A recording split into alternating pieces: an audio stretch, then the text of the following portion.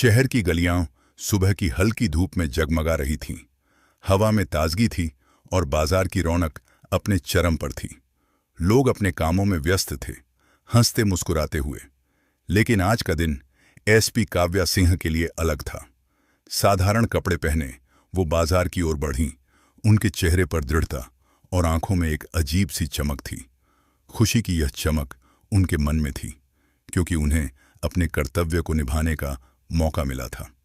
काव्या को खबर मिली थी कि कुछ दुकानदार नियम तोड़ रहे हैं। उनके मन में एक हल्का सा दुख था, यह सोचकर कि लोग अपने फायदे के लिए दूसरों का भरोसा तोड़ते हैं।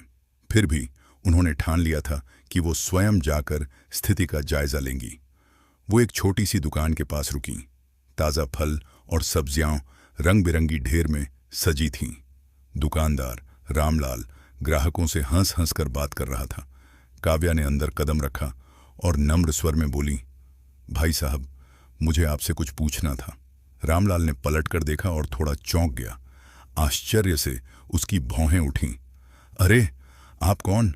मुझे तो कोई अधिकारी नहीं लग रही। उसका लहजा थोड़ा तीखा था। काव्या ने हल्का मुस्कुराते हुए कहा, मैं दिखावे के लिए नहीं आई, मैं बस नियमों की बात करना चाहती हूं। रामलाल का चेहरा लाल हो गया। गुस्सा उसकी आवाज में उमड़ पड़ा। नियम? ये मेरी दुकान है। आप कोई साधारण महिला लग रही हैं, मुझे डरने की जरूरत नहीं। काव्या का धैर्य उनकी ताकत थी। उन्होंने शांत स्वर में कहा, भाई साहब, डर की कोई जरूरत नहीं। मैं एसपी काव्या सिंह हूं। अगर नियमों का पालन नहीं होगा तो कार्रवाई होगी। रामलाल के होश उड़ गए। डर उसकी आंखों में साफ दिख रहा था। क्या एसपी, आप यहां? उसकी आवाज कांप रही थी। काव्या ने गंभीर होकर सिर हिलाया। हाँ, और अगर नियम तोड़े गए तो मुझे कानूनी कदम उठाना होगा। उन्होंने अपनी फाइल खोली और नोटिस तैयार किया। उनकी आवाज में दृढ़ता थी, लेकिन साथ ही एक हल्का सा दुख भी था, यह देखकर कि रामलाल ने पहले नियम तोड़े। रामलाल ने पीछे हटते हुए कहा, मैडम, मुझे माफ कर दीजिए, मुझे नहीं पता था। उसकी आवाज में अब डर के साथ साथ थोड़ा पश्चाताप भी था। काव्या ने उसे समझाया कि नियम सभी के भले के लिए हैं।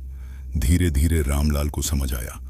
उसकी आंखों में अब डर के साथ साथ सम्मान भी झलक रहा था। मैडम, अब से मैं नियमों का पालन करूंगा। काव्या ने हल्की मुस्कान दी। उनके दिल में खुशी थी कि एक इंसान को सही रास्ता दिखाने में वो कामयाब रहीं। बस यही मुझे चाहिए था, न्याय और समझ। बाहर निकलते समय काव्या ने देखा कि कई लोग उन्हें देख रहे थे। कोई नहीं जानता था कि साधारण कपड़ों में खड़ी यह महिला एसपी काव्या सिंह है। उनके मन में एक गहरा संतोष था, जो खुशी का एक रूप था। काव्या ने अपने सहकर्मी इंस्पेक्टर अजय को फोन किया। आज बाजार में नियम लागू कराना जरूरी था। कई लोगों को सचेत किया।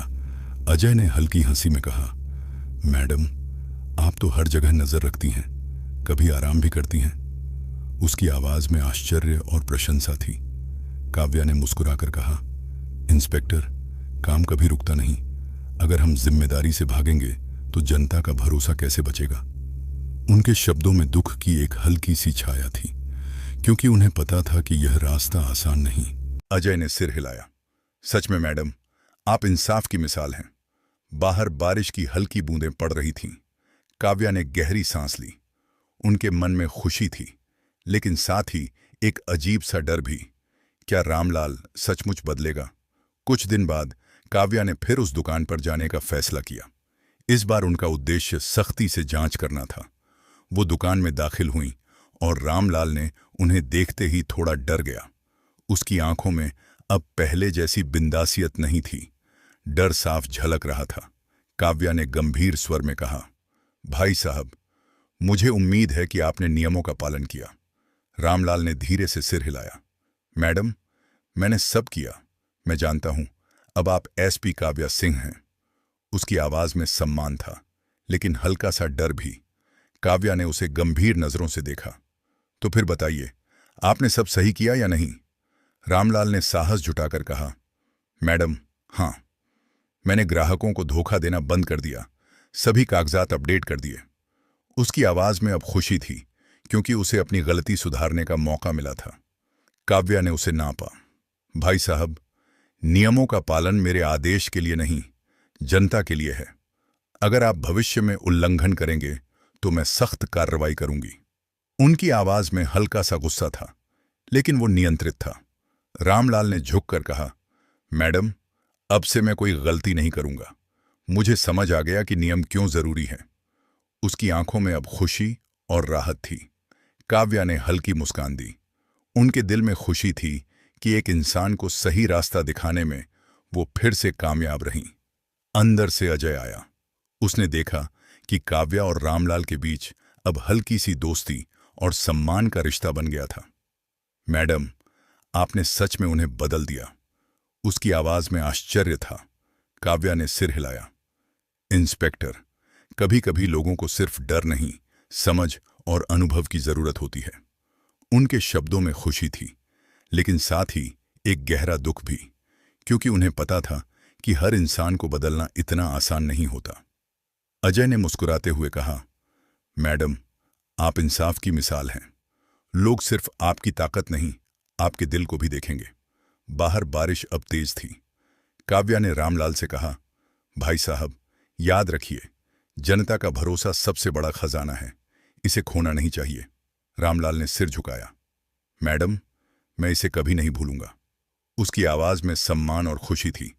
काव्या बाहर निकली। बारिश की बूंदें उनके चेहरे को छू रही थीं। उनके मन में खुशी थी कि उन्होंने एक और इंसान को सही रास्ता दिखाया, लेकिन साथ ही एक हल्का सा डर भी था। क्या भविष्य में और चुनौतियां आएंगी? अजय ने पास आकर कहा, मैडम, अब आप आराम करें। आपने आज एक और इंसान को सही रास्ता दिखाया। काव्या ने हल्की मुस्कान दी।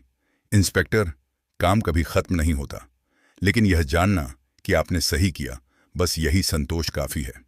उनके चेहरे पर खुशी और दृढ़ता थी। बाहर निकलते समय काव्या ने देखा कि लोग उन्हें नहीं पहचान रहे थे। साधारण कपड़ों में भी उन्होंने सबके दिलों में अपनी छाप छोड़ दी थी।